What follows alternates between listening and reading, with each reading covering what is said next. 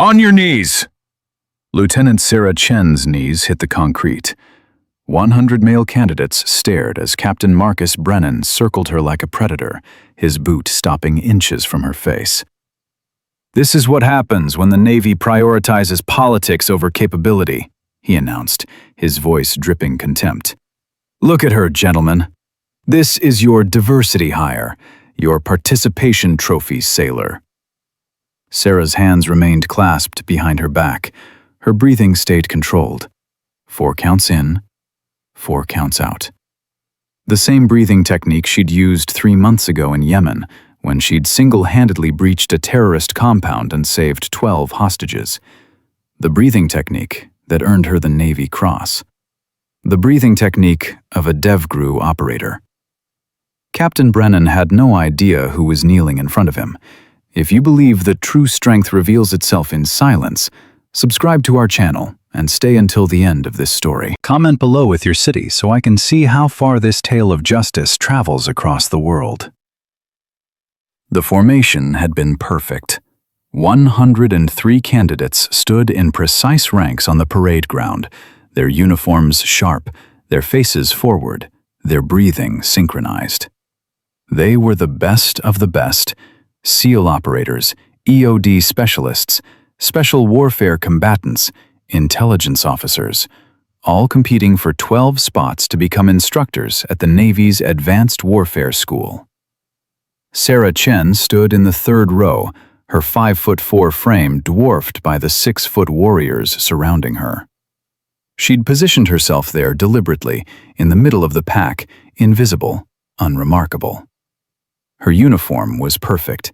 Her boots gleamed. Her hair was pulled back in a regulation bun so tight it could have been painted on.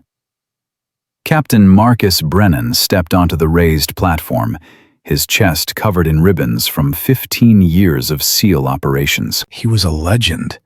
3 combat deployments to Iraq, 2 to Afghanistan, a Silver Star, multiple Bronze Stars. His reputation preceded him like thunder before lightning. Hard, uncompromising, brilliant, and utterly convinced that women had no place in special operations. "Gentlemen," Brennan's voice boomed across the parade ground, "welcome to hell." Nervous laughter rippled through the ranks. "Over the next 7 days, 90% of you will fail. You'll fail because you're not good enough. You'll fail because you quit. You'll fail because you thought your prior service, your rank, your reputation meant something here." He paused, his eyes scanning the formation with predatory intensity. "It doesn't." Then his gaze locked onto Sarah Chen. "Lieutenant Chen, front and center." Sarah's heart rate didn't change. She'd been expecting this. She stepped forward, her movements crisp, her face a mask of professional neutrality. "Yes, Captain." Brennan descended from the platform, closing the distance between them. He was a foot taller, 70 pounds heavier. He used every inch of it. "Tell me, Lieutenant, what's your primary MOS?" "Intelligence specialist, Captain." "Intelligence." He drew out the word like it tasted bad.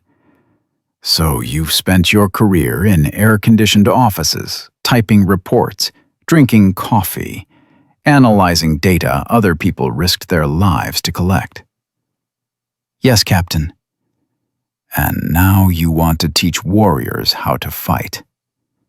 It wasn't a question, but Sarah answered anyway. "I want to serve where I'm needed, Captain." "Where you're needed." Brennan turned to address the formation, his voice dripping with theatrical disgust. "Did you hear that, gentlemen? She wants to serve where she's needed. How noble, how inspiring." More laughter, louder this time, emboldened. Brennan circled back to Sarah, stopping just inches from her face. "You know what I see when I look at you, Lieutenant?" "No, Captain." "I see a diversity hire. I see a participation trophy. I see the political agenda of bureaucrats who've never heard a shot fired in anger, trying to social engineer the warrior class into something soft and acceptable for CNN. Sarah's jaw tightened, a micro-expression barely visible, but Brennan saw it. He smiled. "On your knees, Lieutenant." The parade ground went silent. 102 men held their breath.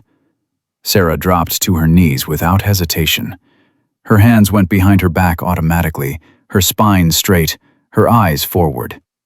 She'd done this before, in a different context, in a different place, where kneeling meant survival, and silence meant staying alive. Brennan walked around her, his boots crunching on the gravel. "Gentlemen, observe. I'm going to demonstrate the proper inspection of uniform standards, something Lieutenant Chen apparently failed to learn in her intelligence schooling." He knelt beside her, his fingers gripping her collar, twisting it, checking for proper starch. "Acceptable," he muttered. He moved to her sleeves, her belt, her trouser blousing. Each inspection was accompanied by a running commentary designed to humiliate. "The military," Brennan lectured, "is not a social experiment. It's not a safe space. It's not a place where everyone gets a trophy for showing up. Combat doesn't care about your feelings. Combat doesn't care about diversity quotas. Combat cares about one thing. Can you do the job when everything is on fire and people are dying?" He moved to her boots. These, however. He grabbed her ankle, lifting her leg to show the formation. "These are a disgrace." They weren't. The leather gleamed. The laces were perfectly aligned. Every inch had been spit-shined to a mirror finish. "Do you see, gentlemen? This is what happens when standards are lowered. When we allow people into our ranks who don't have the discipline, the attention to detail, the warrior mindset required for this profession." Sarah's breathing remained controlled. 4 counts in through the nose, hold for 4. 4 counts out through the mouth, hold for 4. It was a technique she'd learned years ago, in a place far away, during training that made this moment feel like a mild inconvenience. From the administrative building overlooking the parade ground, Master Chief Daniel Reeves watched through binoculars. He was 72 years old, a Vietnam veteran who'd refused to retire, serving now as the base's senior enlisted advisor. He'd seen everything the Navy had to offer over 4 decades of service, but he'd never seen breathing like that. It was tactical breathing, box breathing, the kind special operations forces used before high-stress missions to control heart rate and maintain cognitive function under pressure. Intelligence specialists didn't learn that technique. Admin officers didn't need it. Reeves lowered the binoculars and reached for his phone. Back on the parade ground, Brennan was building to his crescendo. "Stand up, Lieutenant." Sarah rose in one fluid motion, her knees unbending, her body lifting without her hands touching the ground for balance. It was a movement that required exceptional core strength and body control. Brennan missed it completely. He was too focused on his performance. "You will fail this course, Lieutenant Chen.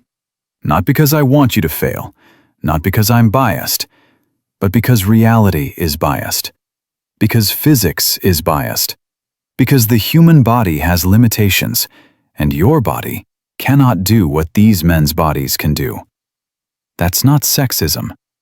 That's biology." "Yes, Captain." "When you fail, and you will fail, I want you to remember this moment. I want you to remember that I tried to teach you something valuable. I tried to show you that there are places in this world where good intentions and political correctness cannot compete with hard, cold capability. I'll remember, Captain." Brennan leaned in close, his voice dropping to a whisper meant only for her. "You don't belong here, sweetheart.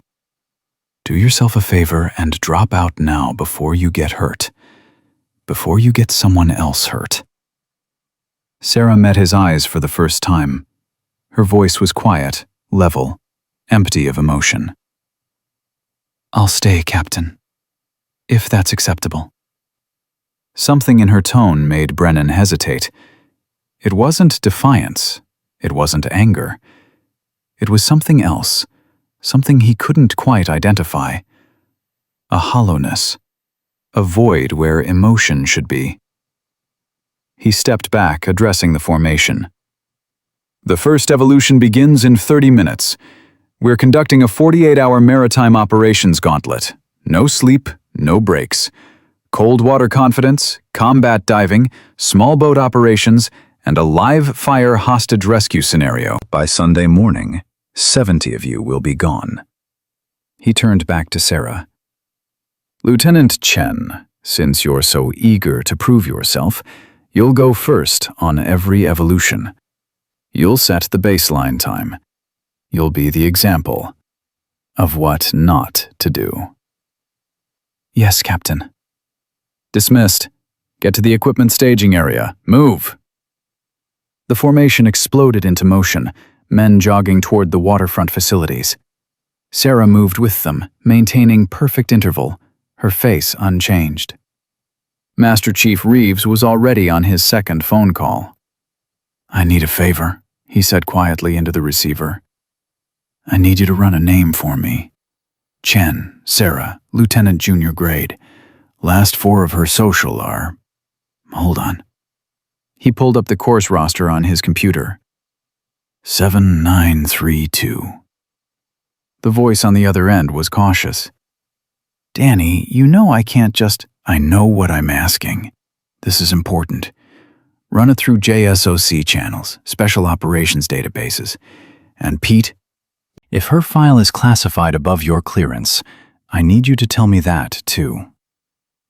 There was a long pause. "You think she's..." "I don't think anything yet. But I've been in this Navy since you were in diapers, and that girl just took a public humiliation that would have broken most men, and her heart rate never went above resting. So yeah, run the name." At the waterfront equipment cage, Sarah collected her cold water gear in silence. The other candidates gave her a wide berth, some looking at her with pity, others with contempt, most with simple indifference. She was already invisible to them, already forgotten. A lieutenant commander from SEAL Team 4 approached her, his voice low. "Hey, that was rough back there. Brennan's a hard-ass, but he went over the line. You okay?" Sarah looked up at him.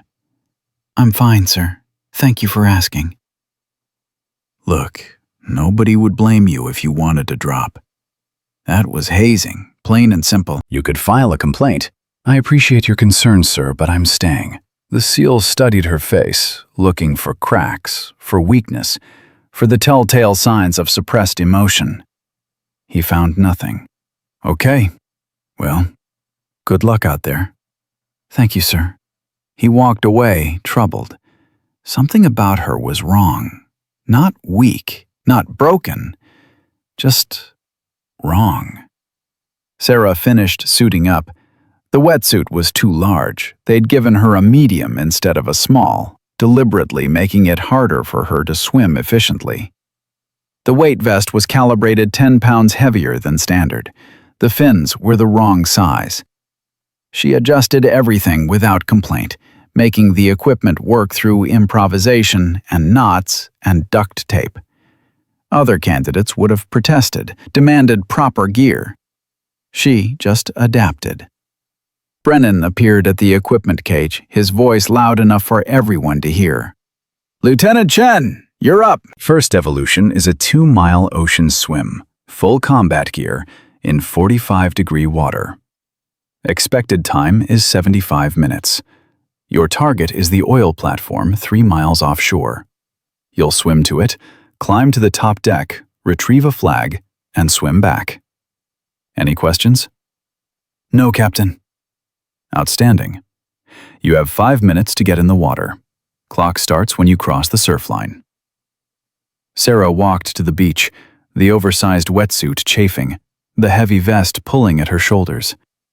The Atlantic stretched before her, gray and cold and endless. The oil platform was a small, dark shape on the horizon, barely visible through the morning mist. Behind her, she heard the whispers. "She'll never make it. Hypothermia in 20 minutes. Brennan's going to get her killed just to prove a point." Sarah stepped into the water. The cold hit like a physical blow, driving the air from her lungs. 45 degrees. Cold enough to kill in 30 minutes without proper thermal protection. Cold enough to shut down cognitive function, to turn muscles into lead, to make the simple act of swimming feel like climbing a mountain. She waded deeper, the waves crashing against her chest. At the surf line, she stopped, floating on her back for a moment, staring at the gray sky. And then Sarah Chen smiled. It was a tiny expression, there and gone in an instant. But Master Chief Reeves, watching through his binoculars from the shore, saw it. It was the smile of someone who'd finally been given permission to do what they were born to do. Sarah rolled forward, her body cutting into the water, and disappeared beneath the surface. The timer started. Brennan stood on the beach, his arms crossed, supremely confident. 45 minutes, he said to his assistant instructor. "That's how long before we have to pull her out. Call the safety boat. Tell them to stay close." 41 minutes later, Sarah Chen pulled herself onto the oil platform's lowest ladder, the captured flag clenched between her teeth. She'd used a swimming technique Brennan had never seen before, a combat swimmer stroke that minimized surface profile and maximized efficiency. She'd navigated the 3 miles in a perfectly straight line, compensating for current and wind without surfacing to check her heading. She'd climbed the 40-foot platform ladder in her fins without removing them. The safety boat crew radioed back to shore, their voices confused.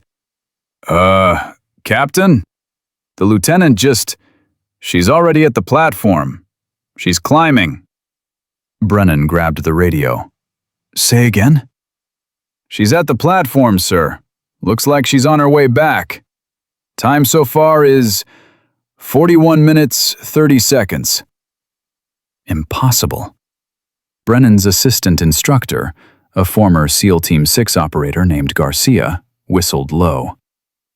"Boss, that's not a normal swimmer. That's SEAL Delivery Vehicle Technique. That's SDV operator-level navigation." "It's luck," Brennan snapped. "She got lucky with the current." "For 3 miles? In a straight line?" Brennan didn't answer. He was staring at the ocean, at the small figure in the water, swimming back toward shore with mechanical precision. Sarah Chen hit the beach at exactly 1 hour, 18 minutes, 37 minutes under expected time. She walked out of the water, water streaming from her too large wetsuit, and stopped in front of Brennan. She extended the flag. "Mission complete, Captain." Her lips were blue. Her hands were shaking slightly from the cold, but her voice was steady, her eyes clear, her breathing controlled. Brennan took the flag without speaking. Garcia stepped forward with a thermal blanket, wrapping it around Sarah's shoulders. "That was incredible, Lieutenant. I've seen SEAL operators take longer than that. How did you navigate without a compass?" Sarah looked at him, and for a moment, something flickered in her eyes. Recognition. One professional to another. "Training, sir," was all she said. Back in the administrative building, Master Chief Reeves's phone buzzed. A text message from his contact at JSOC. "Danny, her file is classified TS/SCI with special handling. I can't access it. I tried going through my Warcom liaison. He made one phone call and told me to stop asking questions. Whatever she is, she's so far above my clearance, I can't even see the ceiling. Who the hell is this girl?" Reeves typed back, "That's what I'm trying to find out." On the beach, Brennan was reorganizing his strategy. "Outstanding work, Lieutenant," he said, his voice acid. "You got lucky with that swim. Let's see how you do with the next evolution. Combat diving. Zero visibility, underwater navigation, mine detection. You've got 2 hours to rest, then you're back in the water. Sarah nodded. Yes, Captain. As she walked toward the warming tent, Brennan pulled Garcia aside. I want the dive course reconfigured. Add complexity, add targets, make it harder. Garcia frowned. Boss, the course is already at the edge of safety parameters. Then push it past the edge. I want to see where she breaks. Marcus. Garcia's use of Brennan's first name made the captain pause. What if she doesn't break? What if she's actually that good? Brennan's face hardened. She's not. She can't be. It's not possible. Why?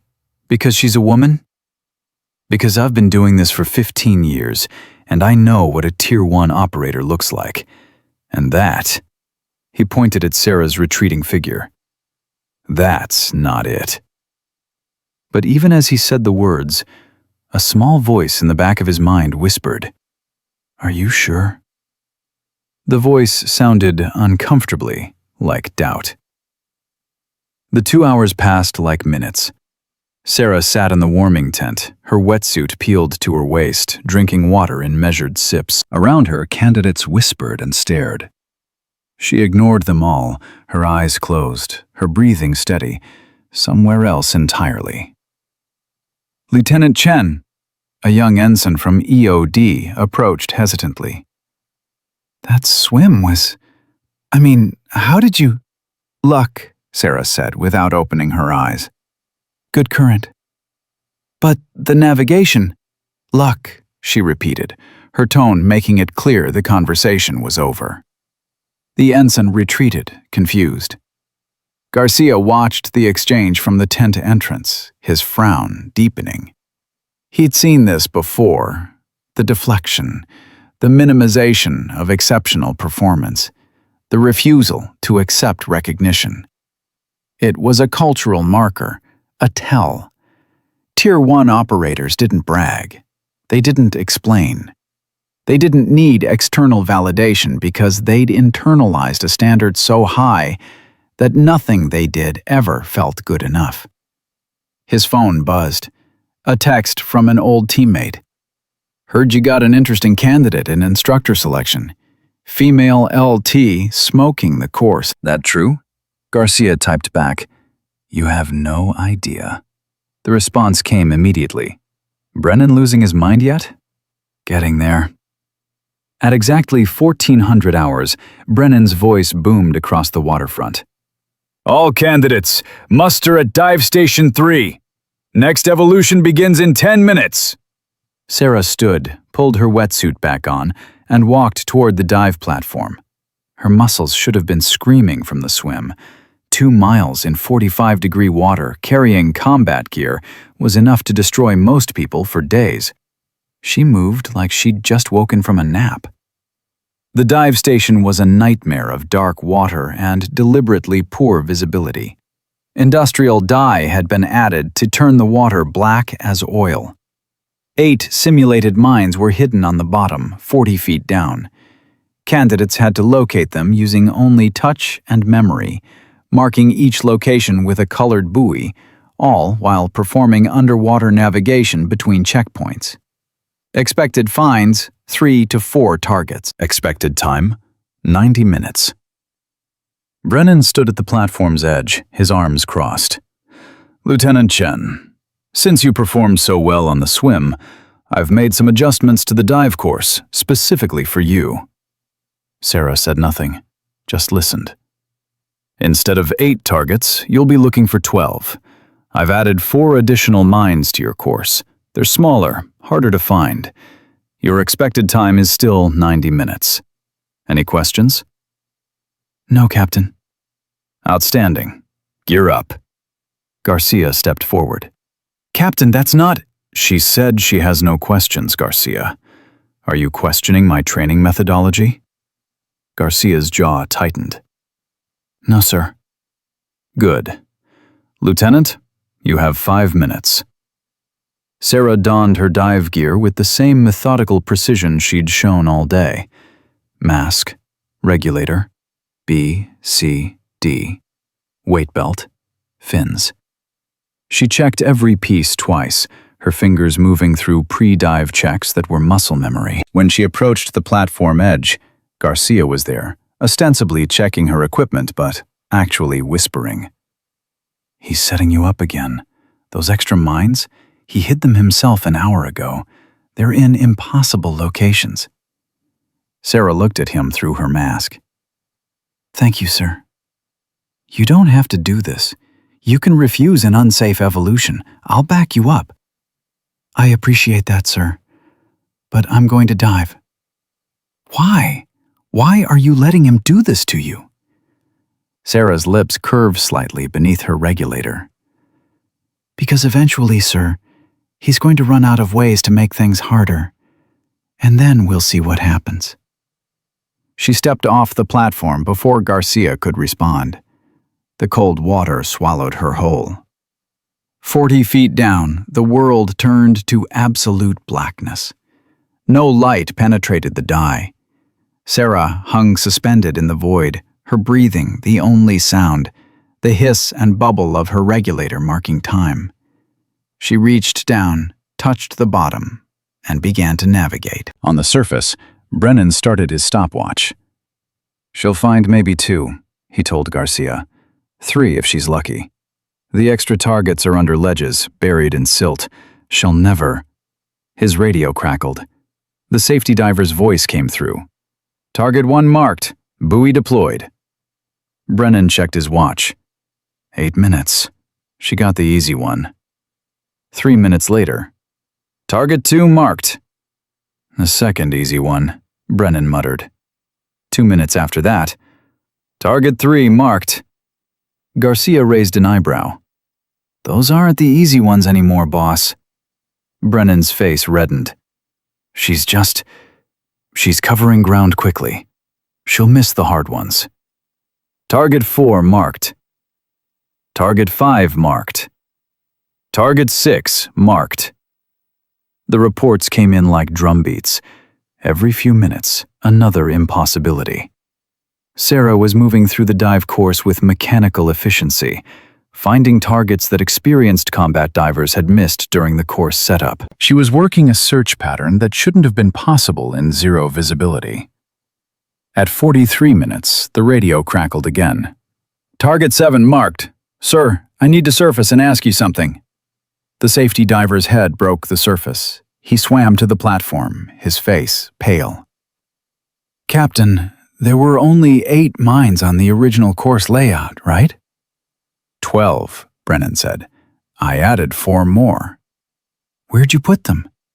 "Under the north ledge, 2 buried in the silt near the pylon, and 2 in the debris field." The diver shook his head slowly. "Sir, she's finding them. All of them. She just marked number 7. That was one of yours under the north ledge. I don't know how she's doing it, but she's working a search pattern I've only seen once before." "Where?" Garcia asked sharply. The diver hesitated. "DEVGRU mine hunting training, sir. Special Operations Combat Divers. They use a specific spiral search pattern with haptic feedback and micro-navigation. It takes years to master." "She's an intelligence specialist," Brennan snapped. "She doesn't have years of dive training." "Then I don't know what to tell you, sir, but that's what she's doing down there." 3 minutes later. Target 8 marked. Target 9 marked. Brennan was no longer making excuses. He stood, frozen, watching the dive timer count upward, watching the colored buoys multiply on the surface like flowers blooming. Target 10 marked. Target 11 marked. At 61 minutes, Sarah surfaced with the 12th buoy in her hand. She swam to the platform, handed it to the safety diver, and climbed the ladder. Water streamed from her gear. She removed her mask and regulator, her expression unchanged.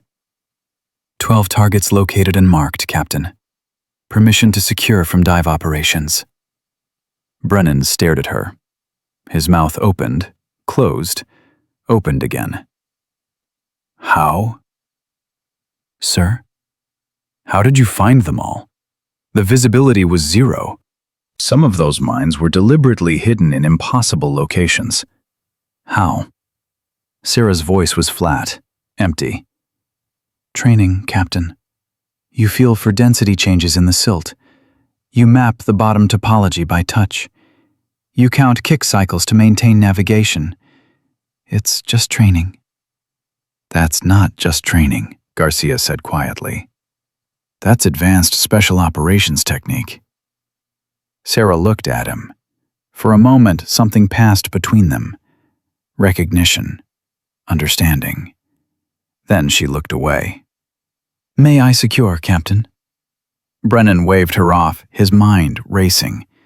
Around the dive platform, candidates who'd been preparing for their own dives had gone silent.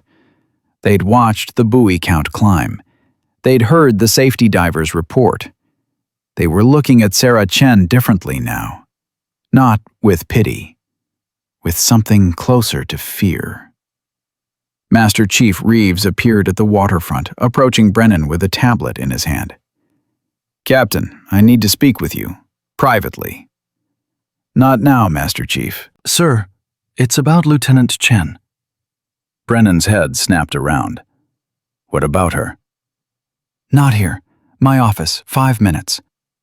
Reeves walked away without waiting for a response. Brennan watched him go, then turned to Garcia. Take over the evolution. Run the rest of the candidates through the standard course, not the modified one. Where are you going? To find out what the hell is going on. Brennan found Reeves in his cramped office overlooking the waterfront. The old Master Chief was standing at the window, watching Sarah towel off in the equipment area below. Talk, Brennan said, closing the door. Reeves didn't turn around. I made some calls about your Lieutenant Chen. And her personnel file is classified at a level I've never seen before. TS/SCI with special handling codes. I called in favors from people I trust, people with high-level clearances. They all hit the same wall. Brennan felt cold fingers walk up his spine. What does that mean? It means she's not an intelligence specialist, or if she is, that's not all she is. Reeves finally turned around. His face was grave. Marcus, I've been in this Navy for 43 years. I've seen every kind of sailor there is. I've worked with SEAL teams, with intelligence operatives, with classified programs that don't officially exist. And I'm telling you right now, that girl down there is not what her service record says she is. Then what is she? I don't know, but I know how to find out. Reeves picked up his phone, dialed a number from memory. Pete, it's Danny again. I need you to do something for me. I need you to contact Warcom and tell them they have an operator running an unauthorized training evolution at Norfolk. Use those words exactly. Unauthorized training evolution. See what happens. He hung up. Brennan stared at him. What are you doing? Setting off a flare. If she's what I think she is, someone's going to notice we're poking around, and they're going to respond. And if she's not? Then nothing happens, and we both look like paranoid old men. They didn't have to wait long. 15 minutes later, Reeves's phone rang. He put it on speaker. A voice, crisp and authoritative, filled the small office. This is Commander Wilson, Naval Special Warfare Command. I understand you're conducting instructor selection at Norfolk, and you have some questions about one of your candidates. Reeves and Brennan exchanged looks. Yes, sir, Reeves said carefully. We have a Lieutenant Chen who's performing at a level that seems unusual for her listed background. Describe unusual. Sir, she's completing evolutions designed for special operations personnel. She's using techniques that require years of advanced training. Her classified file is blocked above my clearance level. There was a long pause. Master Chief, I'm going to ask you a direct question, and I need a direct answer. Has Lieutenant Chen been compromised in any way? Has anyone attempted to harm her or interfere with her training? The question was so unexpected that Brennan answered before he could stop himself. I've been hard on her, sir. She's being evaluated for an instructor position, and I've been testing her limits. Define hard on her. Brennan's mouth went dry. I've assigned her point position on challenging evolutions, given her modified courses with additional difficulty. She's been treated no differently than any other candidate would be. Captain Brennan, is it? Yes, sir. Captain, I'm going to tell you something, and then I'm going to hang up this phone, and you're never going to hear from me again. Are we clear? Yes, sir. Lieutenant Chen is not there by accident. She's not there because she wants to be an instructor. She's there because Naval Special Warfare Command asked her to evaluate your selection process. She's been documenting everything, every exercise, every interaction, every decision you've made. Do you understand what I'm telling you? The blood drained from Brennan's face. Her presence is part of an investigation into complaints of gender discrimination and unsafe training practices in instructor selection programs across the Navy. You have been under observation since day one. Now, I'm going to ask you again, has Lieutenant Chen been compromised in any way? Brennan's mind flashed back to the parade ground, to Sarah on her knees, to his boot inches from her face, to every word he'd said in front of 102 witnesses. Oh, God, he whispered. I'll take that as a yes.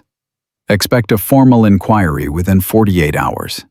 Commander Wilson out. The line went dead. Brennan sat down heavily, his hands shaking. I'm finished. My career is over. Reeves said nothing. He just watched the man in front of him realize what he'd done. She played me, Brennan said, his voice hollow. From the beginning, she played me. No, Reeves said quietly. You played yourself. She just let you. Down at the waterfront, Sarah was preparing for the third evolution, small boat operations. Candidates were dividing into teams, preparing to operate rigid-hulled inflatable boats in heavy seas under simulated combat conditions. It was a leadership test as much as a technical one. Who could keep their team together when the water was trying to kill them and hostile fire was raining down? Garcia approached her, his voice low. Lieutenant, can I ask you something? Yes, sir. That dive. That search pattern. Where'd you learn it? Sarah looked at him, really looked at him, for the first time all day. She saw the trident on his chest, the combat ribbons, the knowing in his eyes. Coronado, sir, she said quietly. Long time ago. Garcia's eyes widened. I'm an intelligence specialist, sir. That's what my record says. But, sir, I'd appreciate it if we could focus on the training. I'm here to complete the selection course. That's all. Garcia stepped back, his mind reeling. Coronado. SEAL training. But women weren't allowed in SEAL training. Except there'd been rumors. Whispers about a classified program. A pilot integration that went so deep black that even SEAL teams didn't know about it. Holy shit, he breathed. You're her. You're one of them. Sarah's face remained impassive. I don't know what you're talking about, sir. The hell you don't. DEVGRU. You're a DEVGRU operator. Sir, I really need to get ready for the boat evolution. She walked away, leaving Garcia standing on the dock, his world fundamentally altered. He pulled out his phone, texted his old teammate again. She's DEVGRU. Has to be. No other explanation. The response came back immediately. Holy fuck, Brennan doesn't know? He's about to. The small boat evolution was chaos by design. 6 boats, 8 people per boat, racing through 12-foot swells while instructors fired paint rounds at them from shore positions. Teams had to navigate to 3 checkpoints, simulate hostage recovery at each, and return to base. The boat commander role rotated through the team. Everyone would lead. Everyone would follow. Everyone would be tested. Brennan appeared at the boat station, his face ashen. He pulled Garcia aside. She's not what we thought. She's investigating us. All of this, everything I've done today. I know, Garcia said. I just figured it out. What do I do? You finish the course, you run it fair, and you pray that whatever she reports, it's not as bad as it could be. I put her on her knees, Garcia, in front of 100 men. I humiliated her deliberately. That's career-ending. That's criminal. Then you'd better make damn sure the rest of this course is the most professional training evolution you've ever run. Brennan nodded, his hands still shaking. He walked to the boat station, climbed onto the observation tower, and picked up the megaphone. His voice, when it came, was different than before. Quieter, stripped of bravado. All candidates, listen up. The boat evolution will test your leadership, your teamwork, and your ability to operate under stress. Each of you will serve as boat commander for one leg of the course. Your decisions will impact your entire team. Lead well. Follow well. Take care of each other. He paused, looking directly at Sarah. Lieutenant Chen, you'll be commanding Boat 3. Select your crew. Sarah looked around at the assembled candidates. Most avoided her eyes. Finally, the SEAL lieutenant commander from earlier stepped forward. I'll crew for you, Lieutenant. Then the EOD ensign. Me too. One by one, 6 men volunteered. Men who'd watched her swim, who'd seen the dive course results, who were beginning to understand that something extraordinary was happening. The boats launched into heavy seas. Almost immediately, 2 boats lost control, their crews fighting the waves instead of working with them. Boat 3, under Sarah's command, cut through the water like it was glass. She stood at the helm, her voice calm, calling commands that anticipated the waves before they hit. Starboard crew, prepare for impact in 3, 2, 1. Brace! The boat rode up the wave face, hung suspended for a moment, then crashed down. Sarah adjusted the throttle, compensated for drift, kept them on course. Port crew, shift weight, now! The boat stabilized. They hit the first checkpoint while other boats were still struggling with the initial wave field. Hostage recovery drill, 2 minutes, Sarah commanded. Thompson, Rodriguez, you're on retrieval. Martinez, cover fire. Everyone else, maintain boat position. The drill executed flawlessly. They recovered the simulated hostage, a weighted dummy, in 90 seconds. Sarah got them back underway before paint rounds started impacting their position. By the 3rd checkpoint, Boat 3 was 12 minutes ahead of the 2nd-place crew. Sarah had rotated her entire team through leadership positions during the transit, giving each person a chance to command during a critical moment. They functioned like a machine, anticipating each other's movements, covering each other's weaknesses. When they returned to dock, the entire waterfront had gathered to watch them come in. They'd set a course record. More importantly, they'd operated with a level of cohesion that usually took months to develop.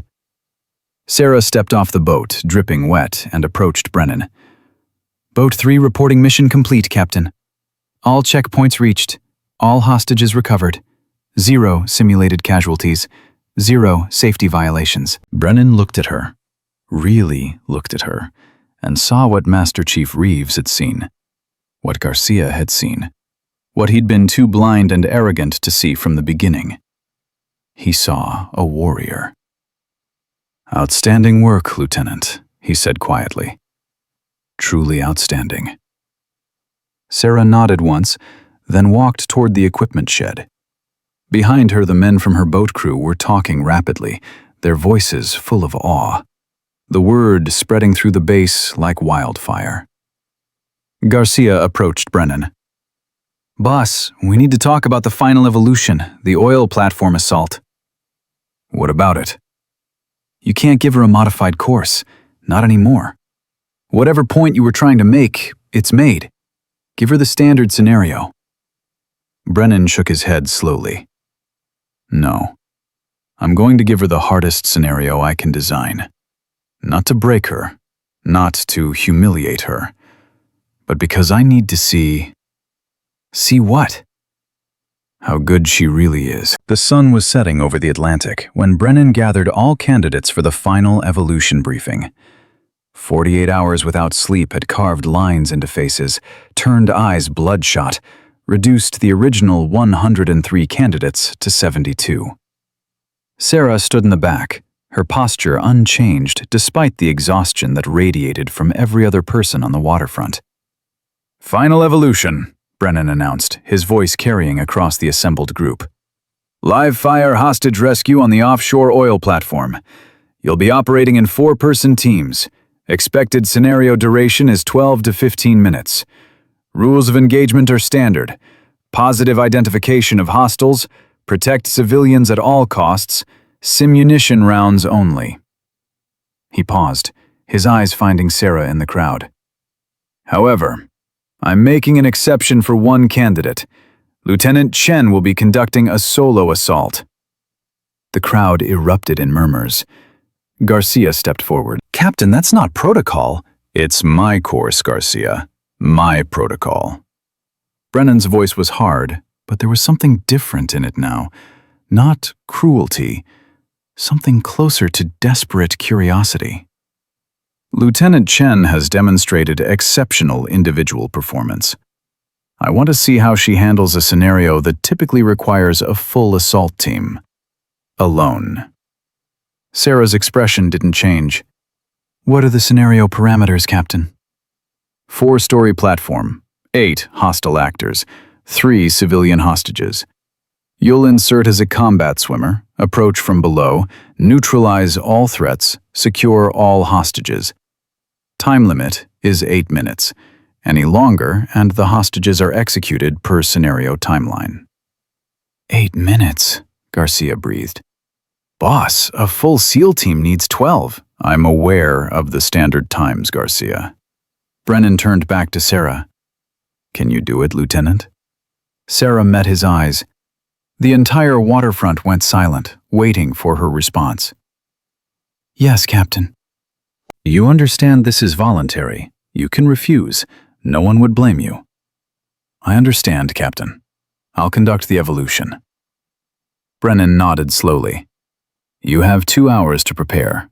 We execute at 2200 hours. Dismissed. The crowd dispersed, candidates heading to rest areas and equipment prep. Sarah walked toward the armory alone. Garcia caught up with her halfway there. He's trying to destroy you, Garcia said quietly. This scenario is impossible. Solo assault on a 4-story structure with that many hostiles? Even the best operators would... Sir, I appreciate your concern.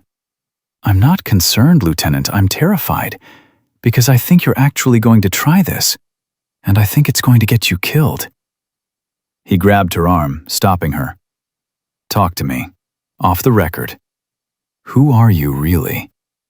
Sarah looked down at his hand on her arm, then back up at his face.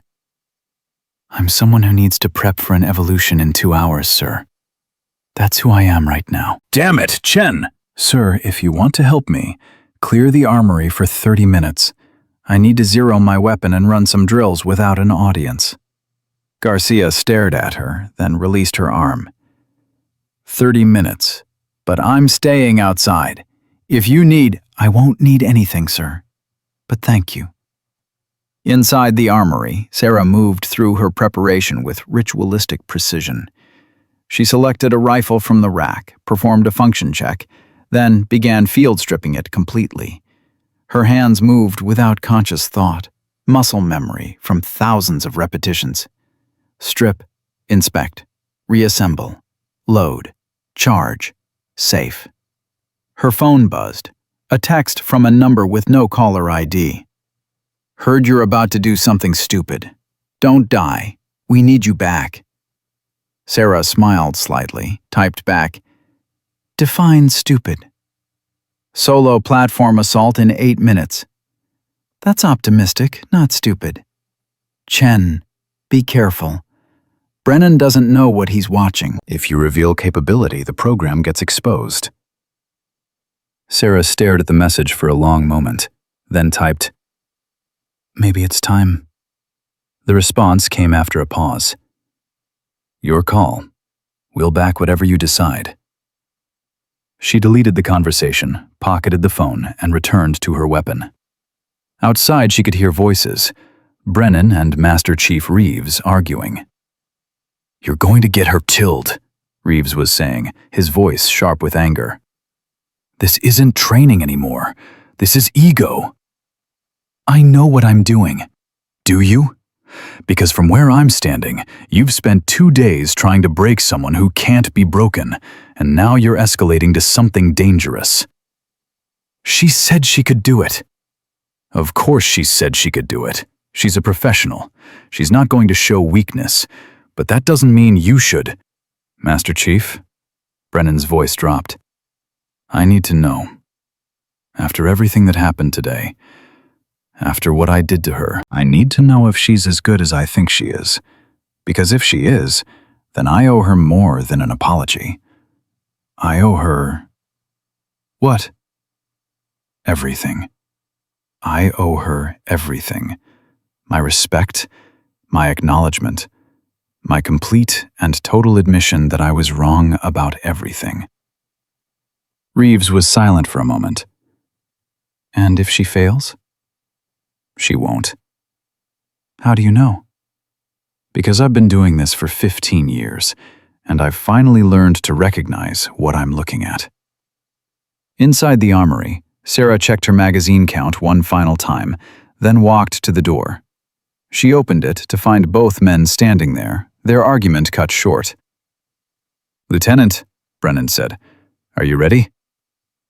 "Yes, Captain." "I need to say something before we begin." Sarah waited. "If at any point during this evolution you feel unsafe, if the scenario exceeds your capabilities, you signal abort and we pull you immediately. Your safety is more important than any training objective. Do you understand?" "Yes, Captain." "I mean it, Lieutenant. This isn't about pride. This isn't about proving a point. If you need to abort, you abort." Sarah looked at him, and something in her expression softened slightly. "I understand, Captain. Thank you." At 2200 hours, the oil platform loomed against the night sky like a steel monster, its lights creating pools of harsh illumination separated by deep shadows. The Atlantic swells rolled underneath, 18 feet from trough to crest, cold and black and endless. Sarah stood at the edge of the insertion boat in full combat gear, her rifle secured across her chest, her face painted in dark camouflage. Around her, the safety team prepared their equipment: thermal cameras, rescue swimmers, medical personnel. Everyone was tense. The scenario had been briefed to the entire course. Everyone knew what she was attempting. Brennan approached, holding a waterproof radio. "This is your emergency comms. One word. Abort, and we pull you. 3 safety divers will be in the water. Thermal imaging will track you the whole time. The hostile actors know this is a training evolution, but they're going to resist appropriately. They will not make it easy." "Understood, Captain." "The clock starts when you enter the water. 8 minutes to complete the scenario. Are you ready?" Sarah looked at the platform, at the swells, at the night. "Yes, Captain." "Then execute." She stepped off the boat and disappeared into the black water without a splash. On the command boat, Brennan stood next to the thermal imaging operator, watching Sarah's heat signature move through the water toward the platform. Garcia stood beside him, his knuckles white as he gripped the railing. "Timer started," the operator announced. 8 minutes on the clock. Sarah swam beneath the surface, her movements economical, her navigation perfect despite the zero visibility. She surfaced once, 60 meters from the platform, just long enough for a single breath, then submerged again. The approach was textbook sealed delivery vehicle technique, minimal surface profile, no wake, no noise. At 2 minutes, her heat signature reached the platform's support structure. "She's climbing," the operator said, his voice tinged with disbelief. "She's free climbing the support leg." "In full combat gear," Garcia added, "with a rifle. In 18-foot swells." "Jesus," someone whispered. At 3 minutes and 40 seconds, Sarah reached the lowest platform level. For 30 seconds, her signature didn't move. She was there, hanging on the structure, invisible to the hostile actors above, planning her assault. "What's she doing?" Brennan asked. "Probably running scenarios," Garcia said quietly. "Calculating angles, timing, approach vectors. That's what I'd be doing." "In 30 seconds? That's what Tier 1 operators do, boss." They compress planning cycles that take normal people hours into seconds. At 4 minutes and 10 seconds, Sarah moved. The first hostile actor was positioned on the lower catwalk, his back to the ocean, his simunition rifle pointed toward the interior stairwell. He never saw her coming. She appeared behind him like a ghost, her rifle coming up in a single, fluid motion. 2 shots sent her mass. Red paint bloomed across his chest. He looked down at the impact markers, then at Sarah, his mouth open in shock. "Contact! Contact! Shooter on level 1!" he called into his radio before sitting down to play dead, per training protocol. Sarah was already moving. She flowed up the external stairwell, her rifle tracking, her movement impossibly quiet for someone in full gear. A second hostile leaned around a corner, his rifle raised. Sarah shot him before he'd fully acquired his target. 2 more paint splatters. Perfect grouping. "Level 2 clear," the hostile called, admiration in his voice. On the command boat, the observers watched in stunned silence.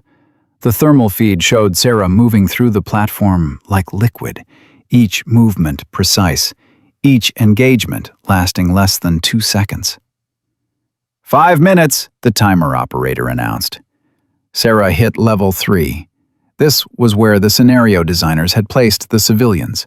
3 role players in orange vests huddled in a corner, guarded by 3 hostile actors using them as human shields. It was the impossible shot. The scenario expected assault teams to negotiate or use grenades or flashbangs.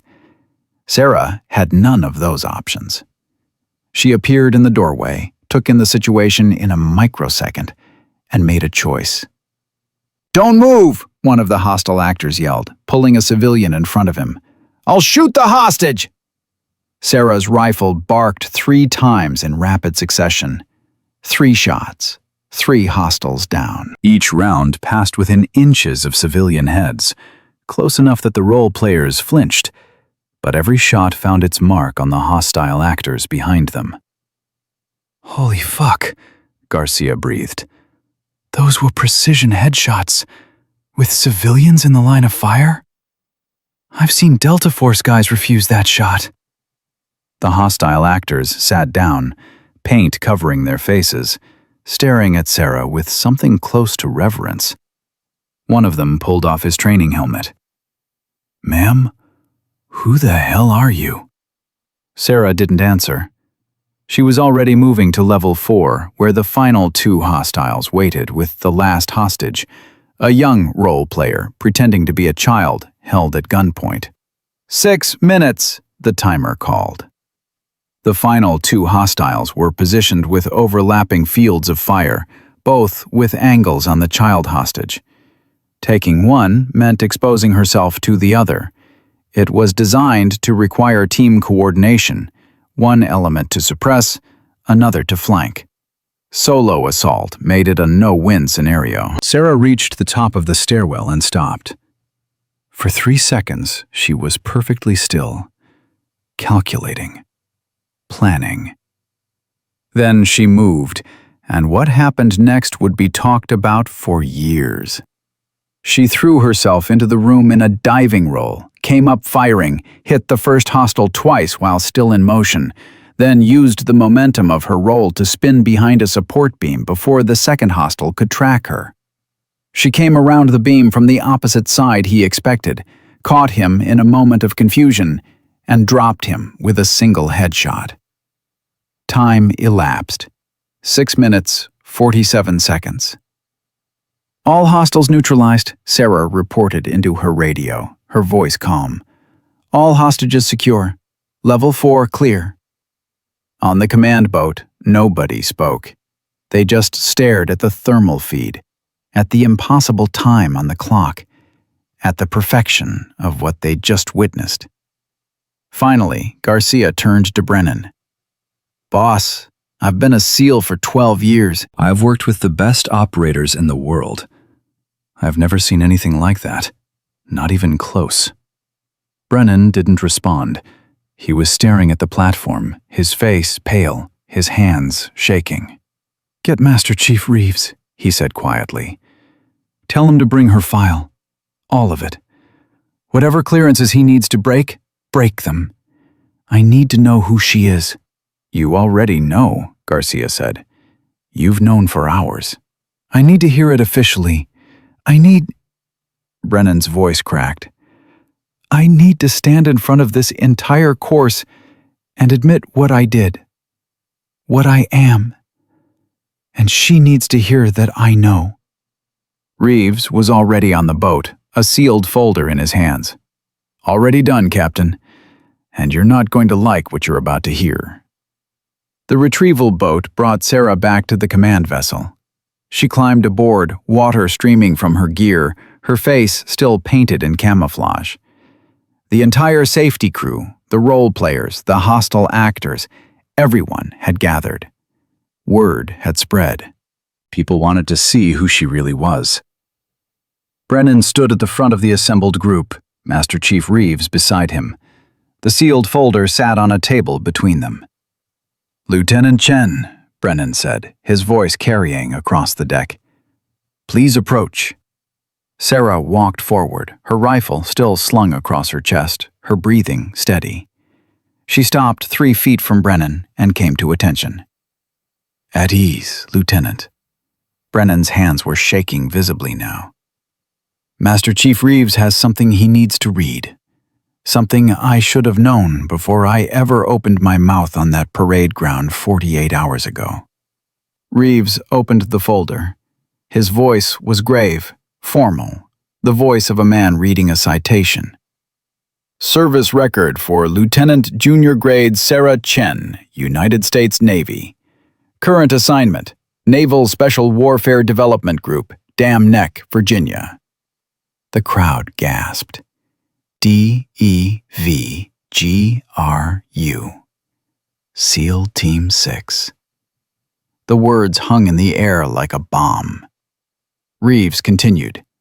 "Primary specialty, Special Operations Capable, Tier 1.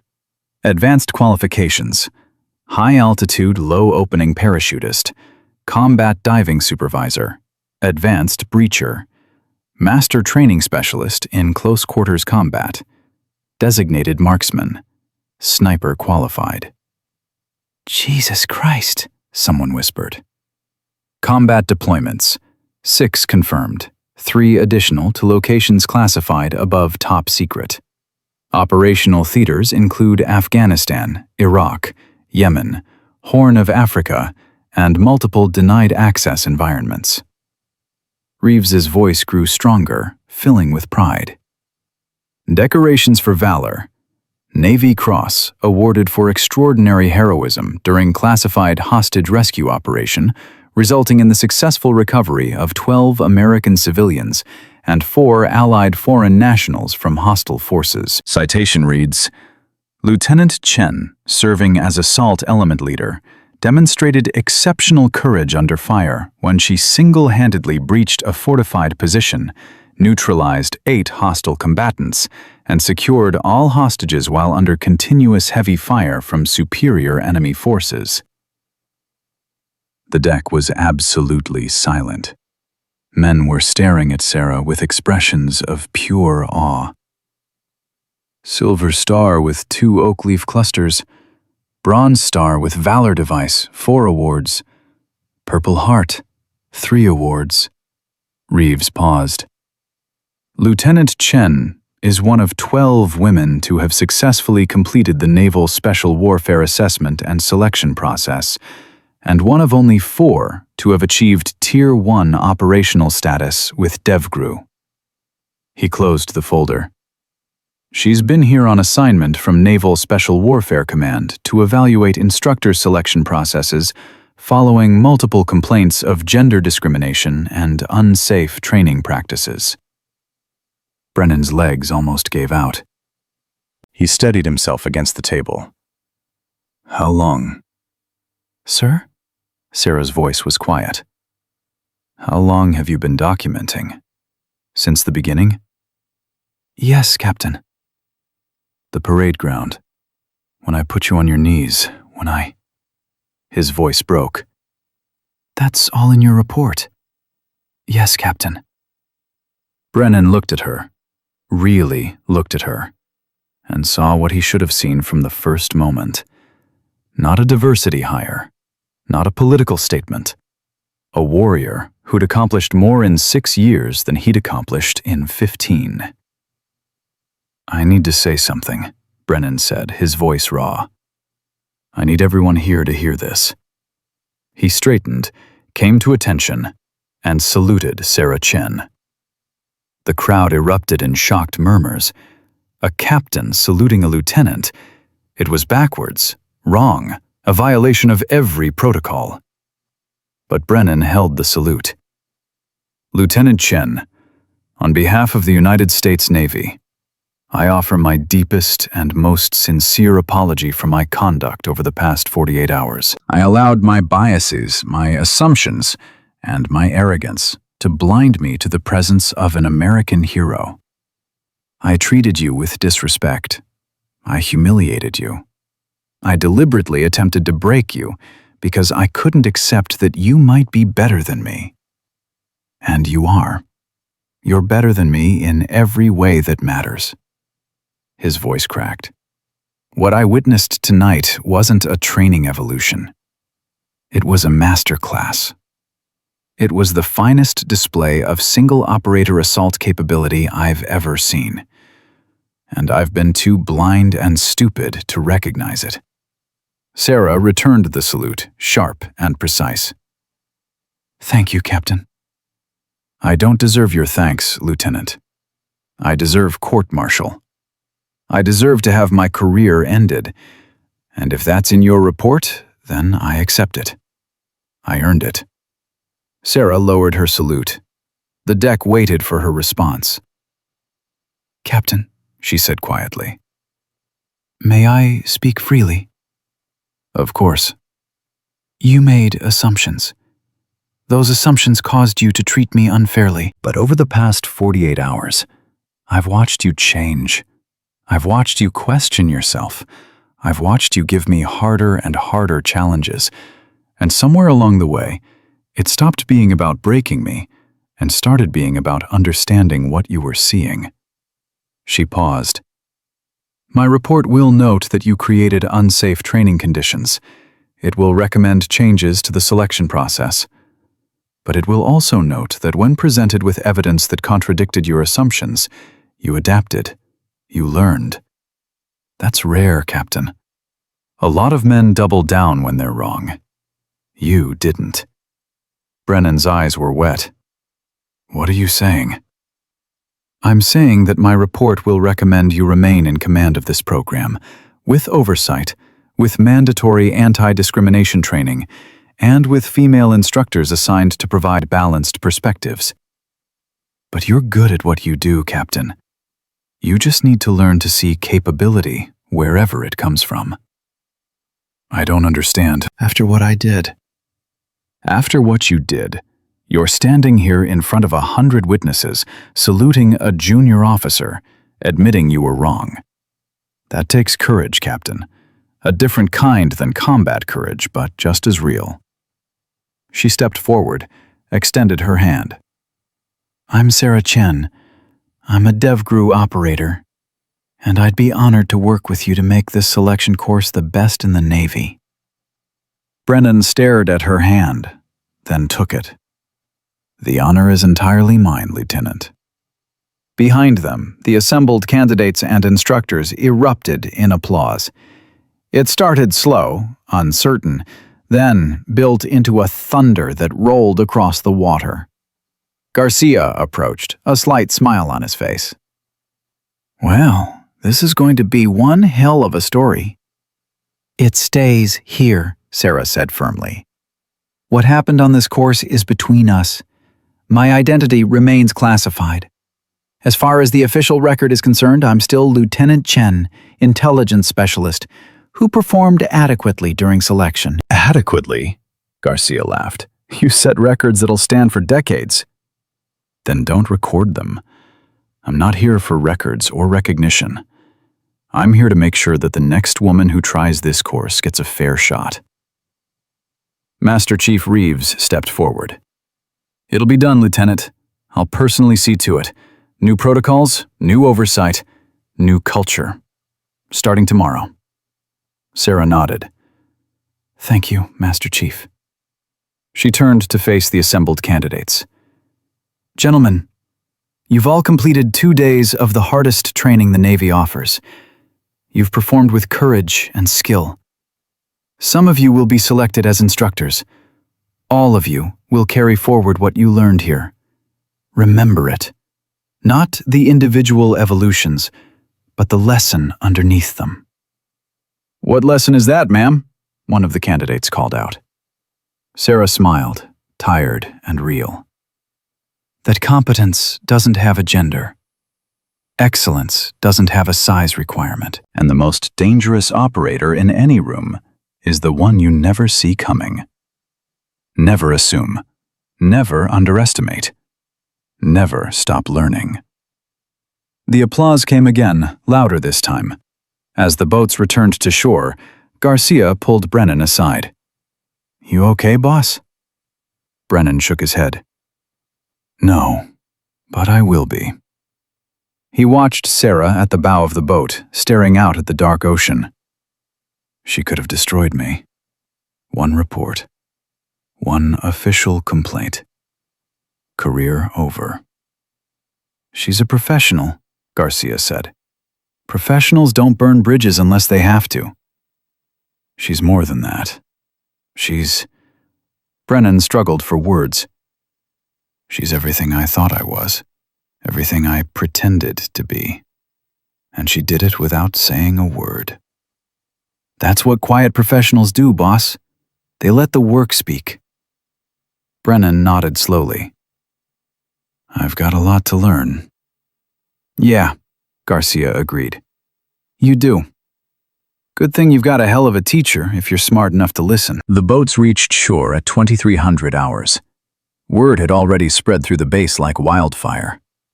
Officers who'd been asleep were awake now, standing at windows, watching the waterfront. The story was impossible, unbelievable, and completely true. Sarah was the first off the boat.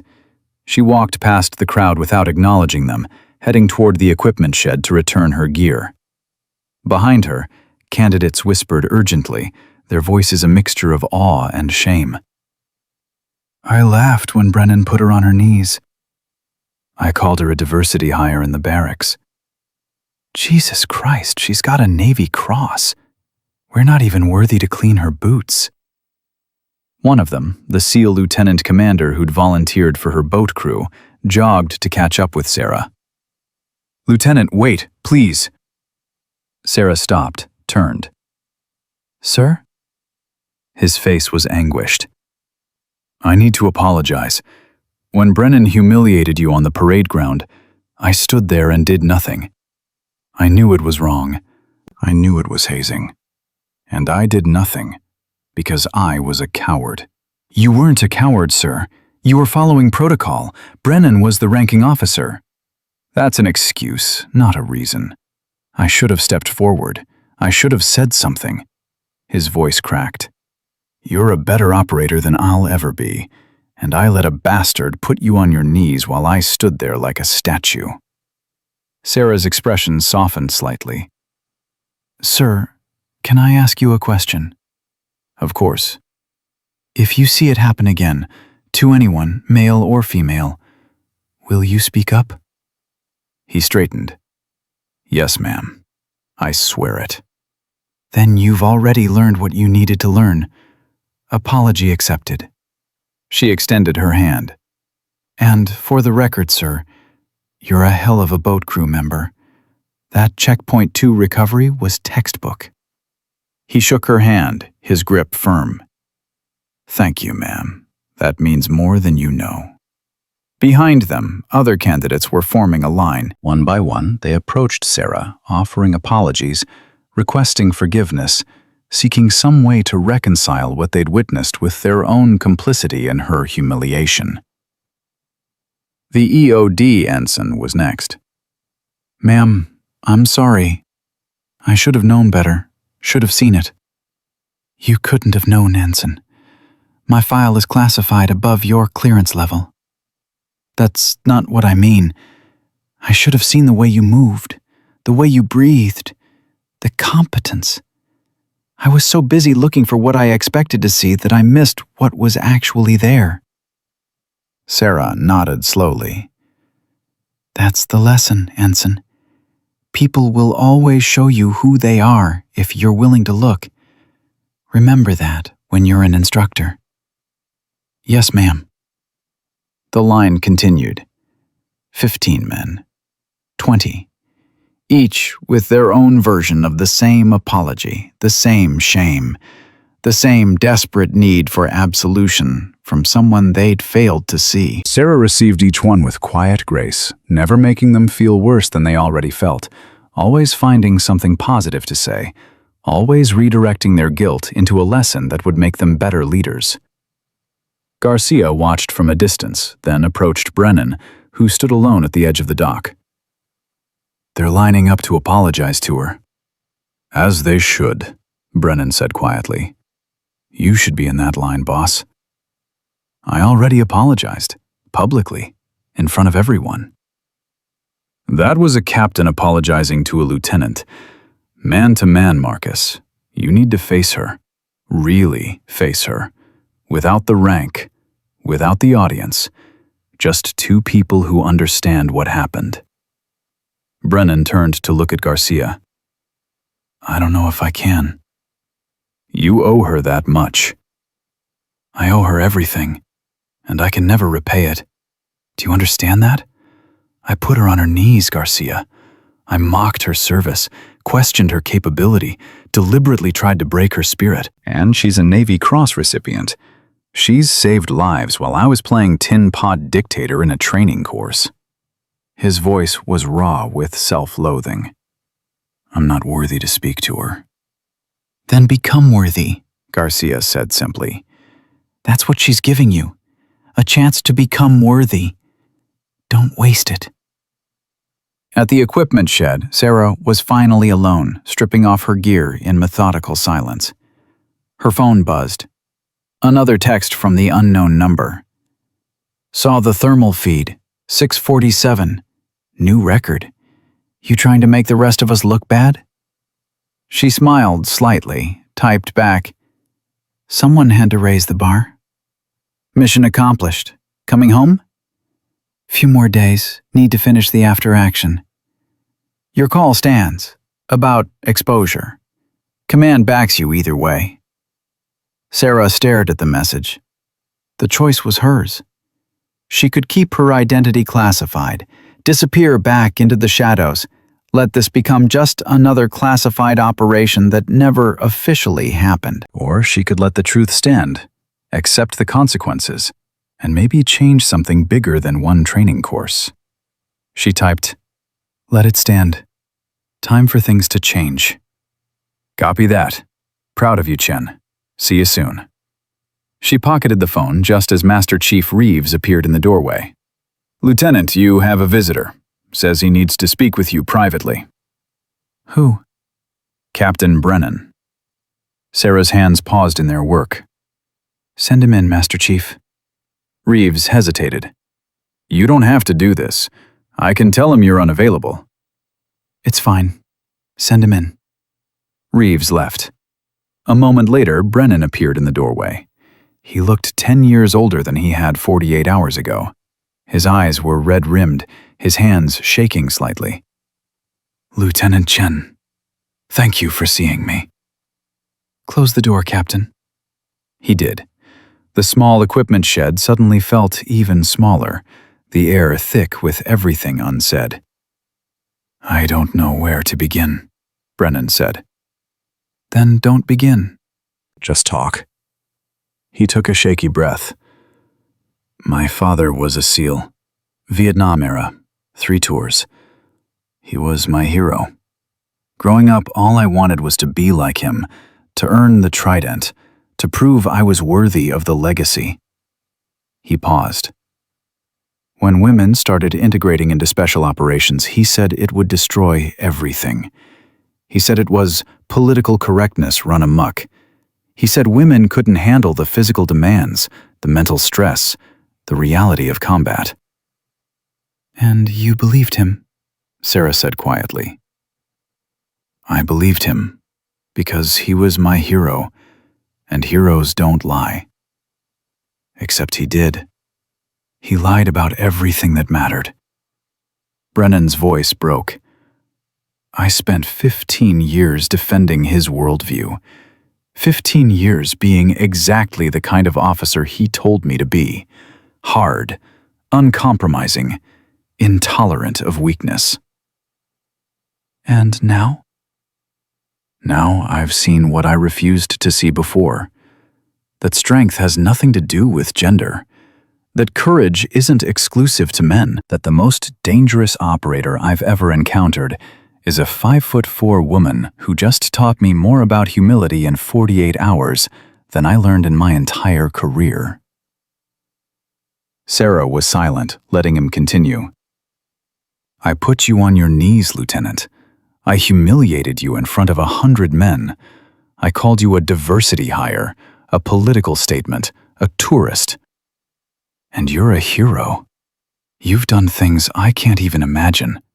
You've saved lives while I was playing soldier in training courses. His hands were shaking harder now. How do you forgive something like that? I don't, Sarah said simply. Brennan's face went white. I don't forgive it because there's nothing to forgive. You acted according to your beliefs. Those beliefs were wrong, but you held them honestly. You weren't trying to be cruel. You were trying to maintain standards you thought were important. That doesn't excuse. No, it doesn't.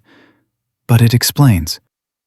And explanation is the first step toward change. Sarah leaned against the equipment rack. Captain, you want absolution. You want me to tell you it's okay, that we're square, that you can move on without this weight. I can't give you that. I know. What I can give you is a choice. You can let this destroy you. Let the guilt eat you alive until you're useless to everyone, including yourself. Or you can let it transform you. Let it become the moment you looked in the mirror and decided to be better. Brennan looked at her, tears streaming down his face. How? By learning, by listening, by accepting that your father was wrong, and that's okay. Heroes are allowed to be wrong. By taking everything you witnessed over the past 48 hours and using it to build something better than what existed before. You're really not going to recommend my removal from command? I'm going to recommend oversight, female instructors, mandatory training, independent review of selection processes. But no, I'm not recommending your removal. You're good at what you do, Captain. You just need to expand your definition of who can do it alongside you. Brennan wiped his eyes roughly. I don't deserve your mercy. Probably not. But mercy isn't about deserving. It's about choosing to build rather than destroy. Sarah picked up her rifle, began cleaning it. My father taught me something when I was young. He said the mark of a true warrior isn't how many enemies you defeat. It's how many allies you create. I'm choosing to create an ally, Captain. Don't make me regret it. I won't. I swear it. Good. Now get out of here. I have a rifle to clean and about 6 hours of paperwork to write. Brennan stood, started to leave, then turned back. Lieutenant. Yes? That platform assault. The precision shots around the hostages. The roll and split engagement on level 4. I've studied special operations for 15 years, and I've never seen technique like that. Where did you learn it? Sarah looked up at him, and for the first time she smiled. Really smiled. Classified, Captain. But if you stick around, maybe someday I'll show you. I'd like that, Lieutenant. I'd like that very much. He left. Sarah returned to her rifle, her hands steady, her mind already moving to the next challenge. The next morning, Brennan called an all-hands formation. Every candidate, every instructor, every support staff member assembled on the parade ground. The same ground where Sarah had knelt 2 days before. Brennan stood at the podium, his voice carrying across the formation. Over the past 48 hours, this course witnessed something extraordinary. We also witnessed something shameful. I'm going to address both, and then we're going to discuss what happens next. He paused, making eye contact with as many people as possible. Lieutenant Chen came to this course as part of an official investigation into training practices. She came because there have been complaints, legitimate complaints, about gender discrimination, about hazing, about training that crossed the line from challenging to dangerous. Murmurs rippled through the formation. During her time here, Lieutenant Chen was subjected to treatment that violated every principle of professional military conduct. She was publicly humiliated. She was given modified evolutions designed to cause her to fail. She was treated not as a fellow warrior, but as an unwelcome intruder. His voice hardened. And I was responsible for all of it. The formation was dead silent. Lieutenant Chen is a decorated combat veteran. She holds the Navy Cross for heroism. She is a DevGru operator, Tier 1, which means she has achieved a standard that 99% of us will never reach. And I didn't see it. I didn't want to see it. Because seeing it would have meant admitting I was wrong about something fundamental. He took a breath. Effective immediately, this training course will implement the following changes. First, all selection evolutions will be subject to independent oversight by officers outside the instructor cadre. Second, female instructors will be integrated into all training phases. Third, every instructor will complete mandatory anti-discrimination and unconscious bias training. Fourth, he continued, his voice stronger now, we will establish the Chen standard. The oil platform assault that Lieutenant Chen completed in 6 minutes and 47 seconds will become the new baseline for excellence. It will be studied. It will be analyzed. It will remind every future candidate that excellence has no gender requirement. He gestured toward the edge of the formation. Lieutenant Chen, front and center. Sarah stepped forward, her uniform perfect, her bearing professional. Lieutenant, I am formally requesting that you stay on as an instructor for this selection course. Your tactical expertise, your experience, and your demonstrated capability make you uniquely qualified to train the next generation of special operations instructors. Will you accept the assignment? Sarah's eyes widened slightly, the first crack in her composure. Captain, I'm still on active assignment with DevGru. I've already contacted Naval Special Warfare Command. They're amenable to a temporary duty assignment, if you're willing. The entire formation held its breath. Sarah looked at Brennan, then at Garcia, then at Master Chief Reeves, who gave her a slight nod. She turned back to Brennan. On one condition, Captain. Name it. My identity remains classified outside this course. No press, no publicity, no using me as a poster child for integration. I'm here to do a job, not to be a symbol. Agreed. Then yes, Captain. I'll accept the assignment. The formation erupted in applause. Not polite applause, thunderous, genuine, roaring approval that echoed across the waterfront. Brennan saluted her. Welcome to the instructor cadre, Lieutenant Chen. She returned the salute, crisp and perfect. Thank you, Captain. I won't let you down. You couldn't if you tried, Lieutenant. That afternoon, Sarah conducted her first official instructor session. 15 candidates sat in a classroom, notebooks open, waiting. She stood at the front, no notes, no slides, just her presence and her knowledge. Gentlemen, I'm going to teach you the most important lesson in special operations. It's not about shooting. It's not about swimming. It's not about physical strength. She paused. It's about seeing. Seeing what, ma'am? One candidate asked. Seeing reality instead of your assumptions.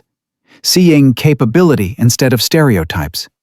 Seeing the person in front of you for who they actually are, not who you expect them to be. She walked between the rows of seats. 2 days ago, you all saw me. You saw my size, my gender, my age. You saw everything except what mattered. My competence. That's a tactical failure. In combat, that kind of failure gets people killed. She stopped, turned to face them. I'm going to tell you something that's going to make you uncomfortable. Every single one of you failed a test over the past 48 hours. The test wasn't the swim, or the dive, or the boat operations. The test was whether you would stand up when you saw injustice, whether you would speak when you saw wrong being done, whether you would risk your own comfort to defend someone who couldn't defend themselves. The room was silent. None of you did.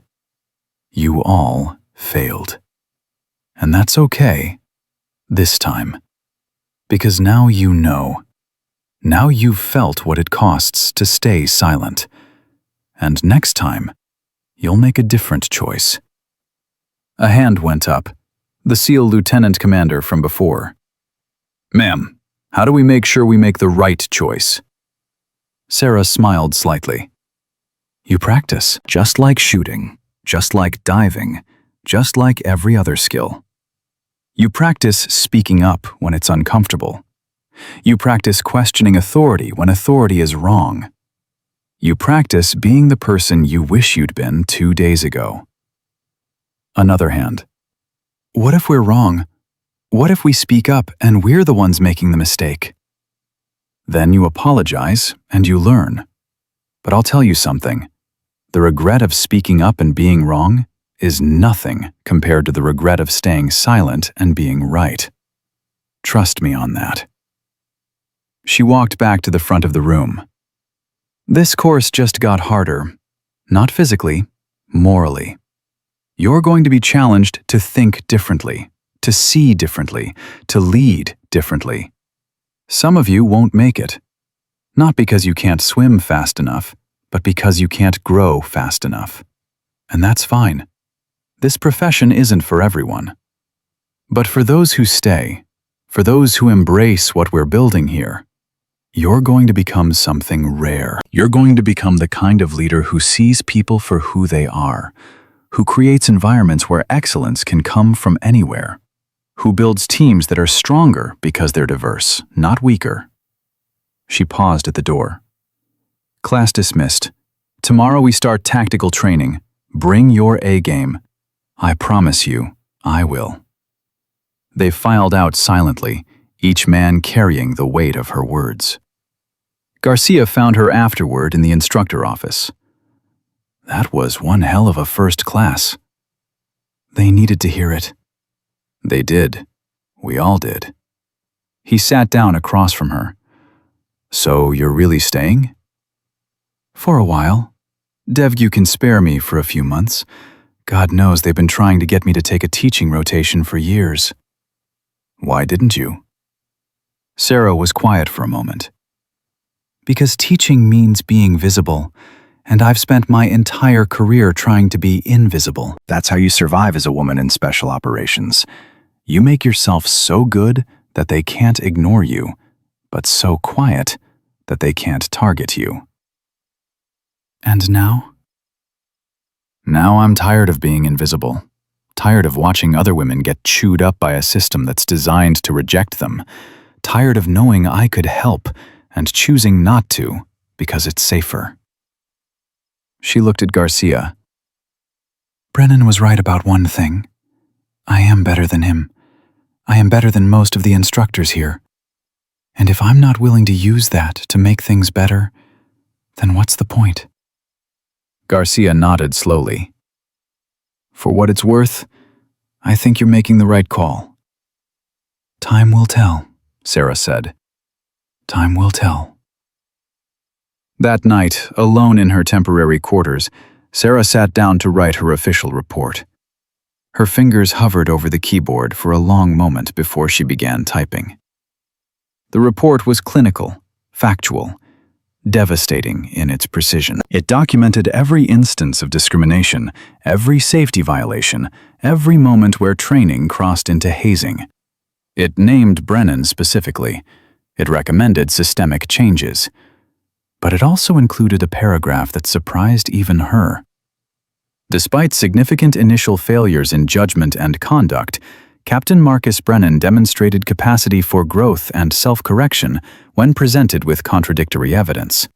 His willingness to publicly acknowledge error and implement immediate corrective measures suggests potential for rehabilitation rather than removal. Recommend retention with oversight and mandatory corrective training. She read it over 3 times, then hit send. The report would reach Naval Special Warfare Command within hours. Within days, investigators would arrive.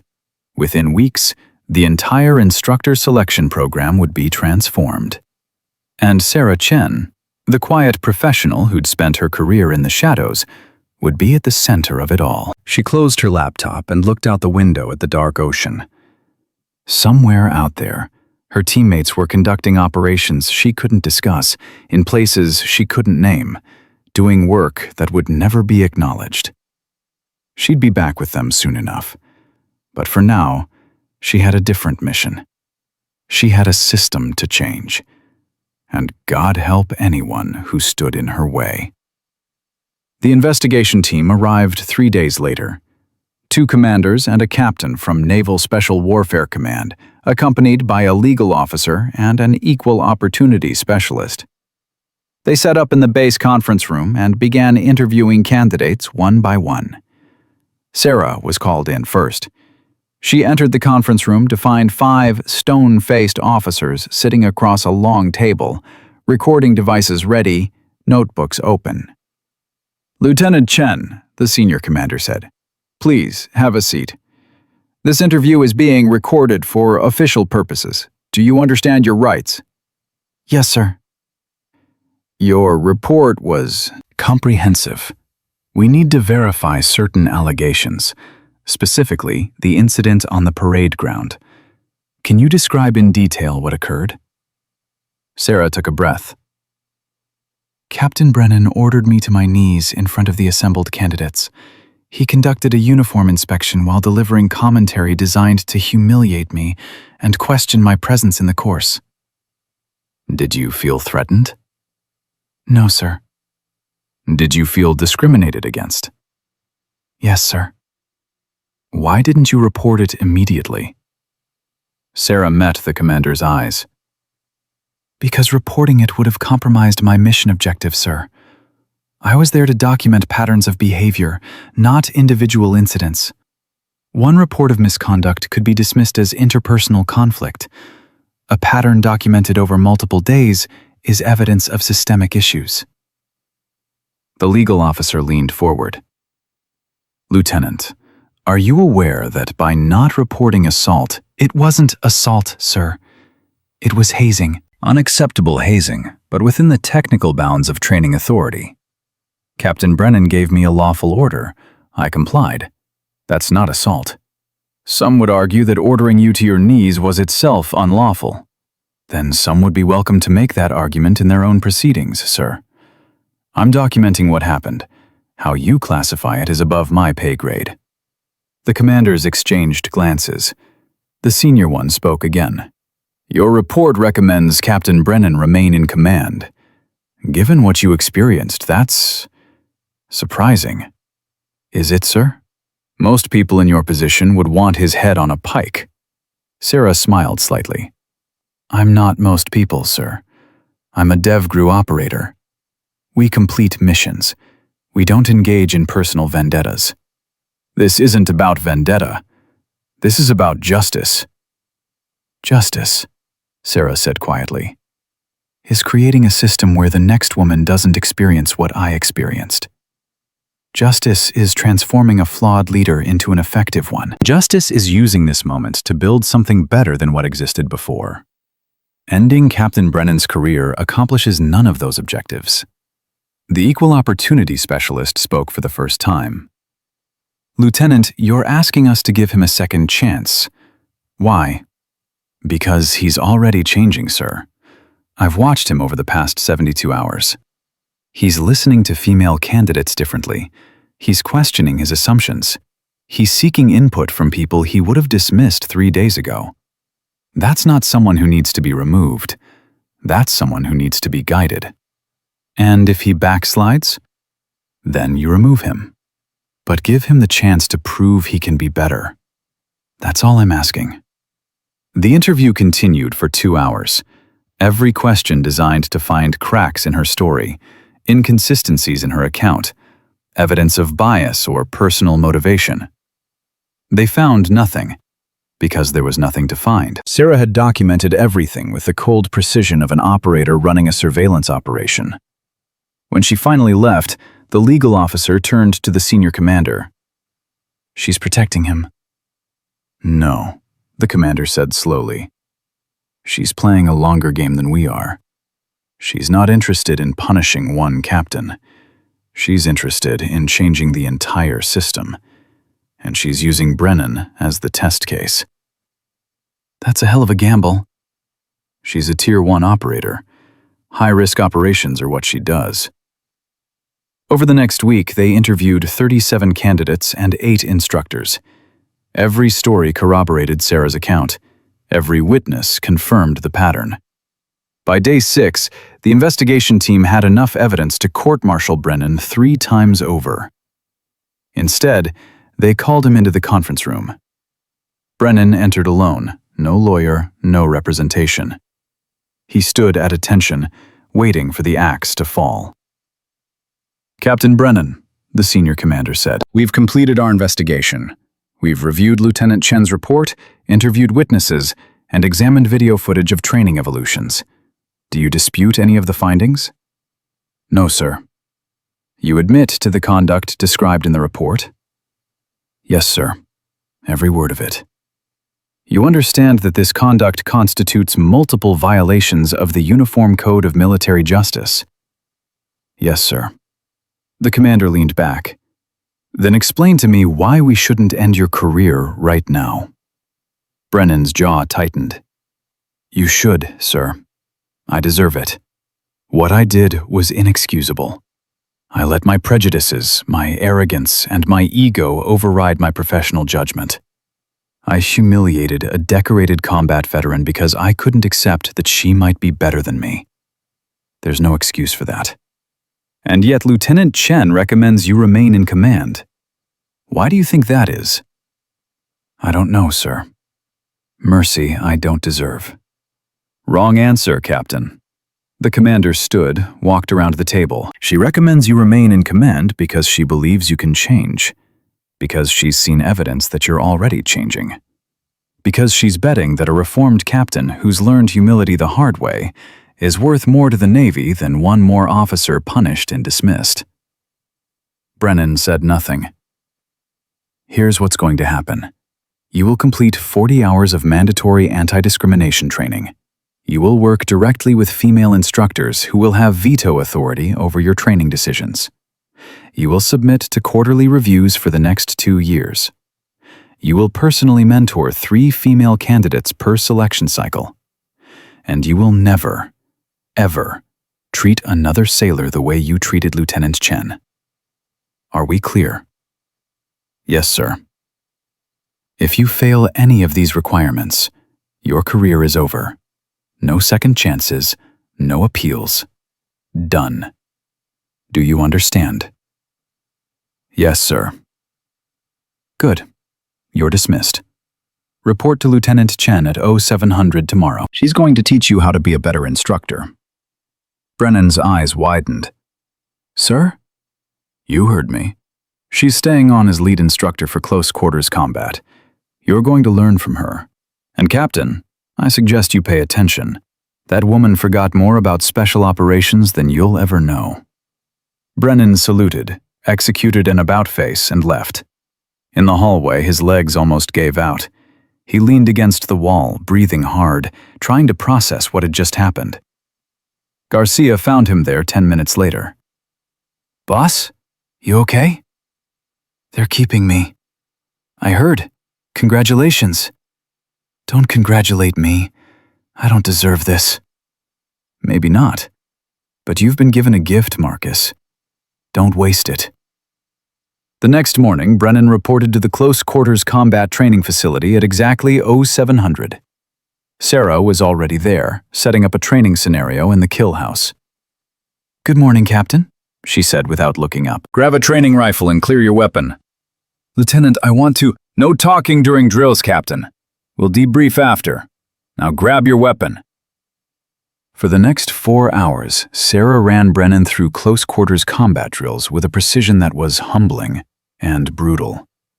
She corrected his stance, his breathing, his target acquisition, his movement through fatal funnels. Every correction was professional, clinical, devoid of personal animosity. You're telegraphing your movements, she said during one drill. Your shoulder drops half a second before you engage. That's enough time for a hostile to acquire and fire. Fix it. Brennan adjusted. Like this? Better. Again. They ran the drill 15 times. By the end, Brennan was moving differently, more efficiently, more like Sarah. During the lunch break, they sat in the observation room, reviewing helmet camera footage of his runs. You see here? Sarah pointed to a moment in the video. You hesitated. 0.3 seconds. In combat, that's a lifetime. I was processing the civilian proximity to the hostile. Process faster. The hostile won't wait for you to feel comfortable with the shot. She advanced the footage. But here, this was good. You adjusted angle instead of forcing the straight line approach. That's adaptive thinking. Brennan watched himself on the screen, seeing his mistakes and improvements with new eyes. How did you get this good? Thousands of hours, thousands of mistakes, thousands of corrections. Sarah paused the footage. And mentors who were willing to teach me instead of tear me down. I wasn't a mentor to you. I was an obstacle. You were both. The best mentors challenge you. They push you past your limits. They refuse to accept mediocrity. She looked at him. You did all that. You just did it for the wrong reasons. Now you're learning the right reasons. Why are you helping me? After everything I did. Sarah was quiet for a moment. Because 6 years ago, I was you. Different circumstances, same arrogance. I thought I knew everything, thought I'd proven myself, thought nobody could teach me anything I hadn't already learned. What changed? Afghanistan, 2019. My second deployment. We were running a direct action raid on a high-value target. I made a call, a bad call, based on assumptions instead of intelligence. Got 2 teammates wounded. Could have gotten them killed. She stood, walked to the window overlooking the kill house. My team leader didn't end my career. He sat me down and made me watch helmet camera footage of my mistake. Made me see what my arrogance had cost. Then he spent the next 6 months retraining me from scratch, breaking down every bad habit, rebuilding me into something better. What did he say to you? He said, "Chen, you're gifted. But gifted people who don't learn humility become dangerous people. I'm going to teach you humility, and it's going to hurt, and you're going to hate me, but someday you'll thank me." And he was right about all of it. Brennan absorbed this. So you're paying it forward. I'm doing what was done for me, teaching someone who has potential but needs guidance. That's what mentors do. I don't know if I have potential anymore. Sarah turned to face him. Captain, you ran that kill house this morning. Your first run was 2 minutes, 40 seconds. Your last run was 1 minute, 58. You cut 42 seconds off your time in 4 hours. You know why? Because you stopped trying to prove you were right and started trying to learn. That's potential. That's growth. That's exactly what the Navy needs. Over the following weeks, something remarkable happened. Word spread through the Naval Special Warfare community that Sarah Chen was teaching at Norfolk. Female candidates began requesting assignment to the instructor selection course. Applications tripled. More importantly, the quality of applicants increased dramatically. Sarah taught 3 classes per week, each one packed with candidates hungry to learn from someone who'd proven herself at the highest levels. Her classes were different from traditional instruction. She didn't lecture. She demonstrated, then had students replicate, then provided precise corrections. Move your weight forward, she told a female EOD technician struggling with door breaching. You're trying to muscle it. This is about leverage and timing, not strength. Watch. Sarah demonstrated the technique again, her smaller frame generating massive force through perfect mechanics. The EOD tech tried again. This time, the door flew open. Oh my God, that's incredible. That's physics, Sarah corrected. Now do it 50 more times until it's muscle memory. Male students watched these interactions with something approaching awe. Sarah treated everyone identically, demanding, exacting, but never cruel. She pushed people past their limits without breaking them. She found potential in candidates others had written off. A young lieutenant from SEAL Team 7 approached her after class one day. Ma'am, can I ask you something? Go ahead. How do you know when to push someone harder versus when to back off? Sarah considered the question. You watch their eyes. When someone's struggling but determined, their eyes focus harder. They lean in. That's when you push. When someone's struggling and defeated, their eyes go distant. They pull back. That's when you adjust approach, not intensity. That's really insightful, ma'am. That's experience. You'll learn it too, if you pay attention. 3 months into her teaching assignment, Sarah received a call from DevGru Command. Her team was deploying on a classified operation. They needed her back. She found Brennan in his office, reviewing training schedules. Captain, I need to speak with you. He looked up. What is it? I'm being recalled to my unit. Deployment orders. I leave in 48 hours. Brennan's face fell. How long? Classified. Could be weeks, could be months. We're not ready for you to leave. The program will be fine, Captain. You have good instructors. You have institutional buy-in. You have momentum. We have all that because of you. Sarah shook her head. You have all that because you were willing to change. I just showed you what was possible. You did the actual work. Brennan stood, walked around his desk. I want to say something before you go. Something I should have said 3 months ago. Go ahead. You're the finest operator I've ever had the privilege of serving with. Not for a woman, not pound for pound, just period. The finest. Your tactical skill is extraordinary, but that's not what makes you exceptional. What makes you exceptional is your ability to see potential in people, even when they've wronged you. Your ability to teach instead of punish. Your ability to build instead of destroy. He paused, emotion thick in his voice. You changed my life, Lieutenant Chen. You changed this program. You changed the way I see the world. And I will spend the rest of my career trying to pay forward what you gave me. A second chance I didn't deserve, but will honor every single day. Sarah's eyes glistened slightly. That's the nicest thing anyone's ever said to me, Captain. Thank you. No, thank you. They shook hands, two warriors who'd started as enemies and become something closer to friends. Sarah's final class was standing room only. Every candidate, every instructor, every support staff member crammed into the lecture hall. Master Chief Reeves sat in the front row, his eyes bright with pride.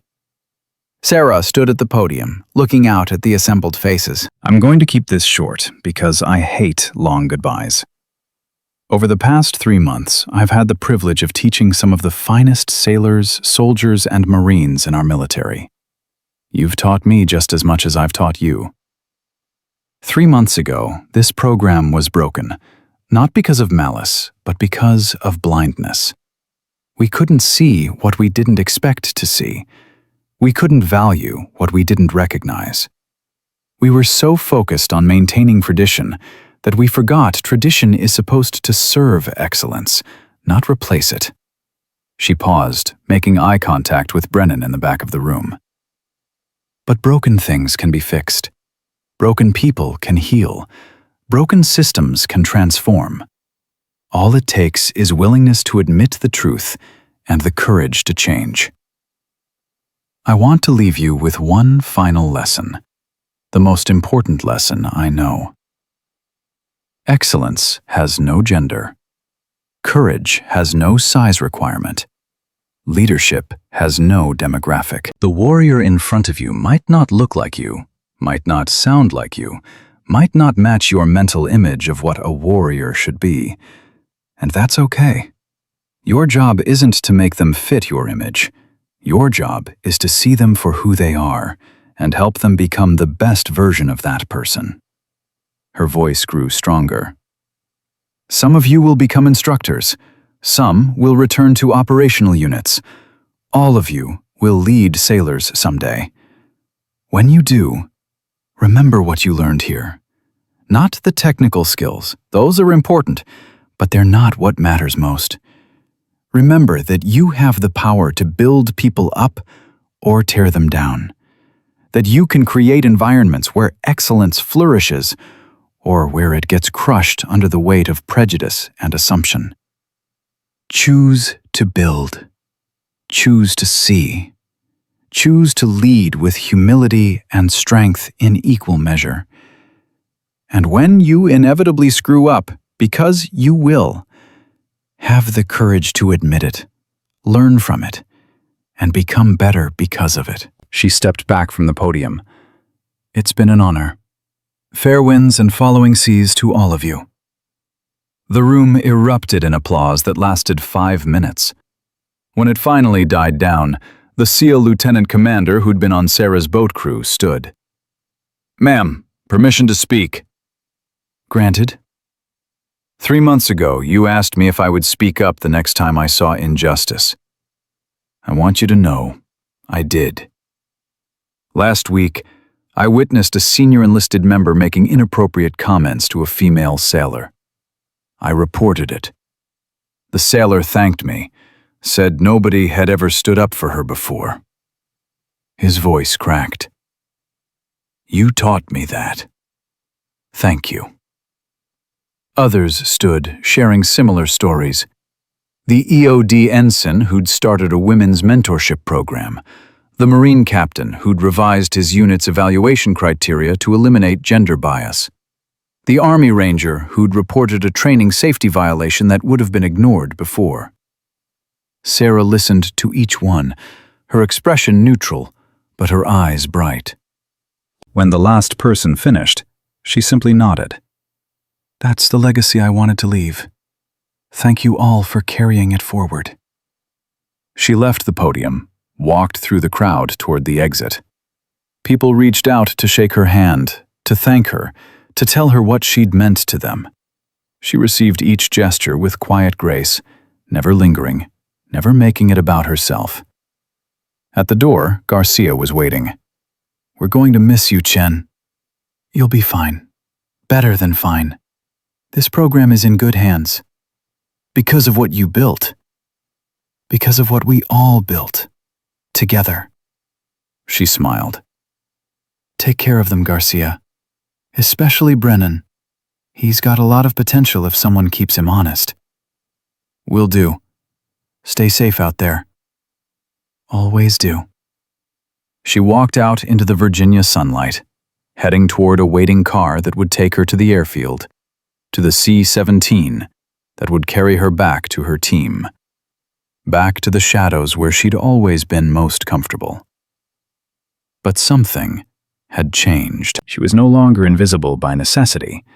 She was invisible by choice.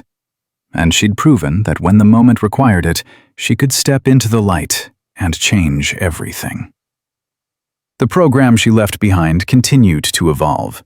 Within a year, female instructors made up 30% of the cadre. Within 2 years, the first class graduated with 40% female candidates, all held to identical standards, all performing at exceptional levels. The Chen standard remained. The oil platform scenario, 6 minutes and 47 seconds, became the benchmark that every candidate chased. Some came close. None ever matched it. Brennan became the program's most effective advocate for integration. He testified before Congress about the value of diverse special operations forces. He mentored dozens of female candidates, using the same patience and precision Sarah had used with him. He never forgot the lesson she'd taught him, that his prejudice had almost cost him the chance to witness excellence. 5 years later, Master Chief Reeves retired.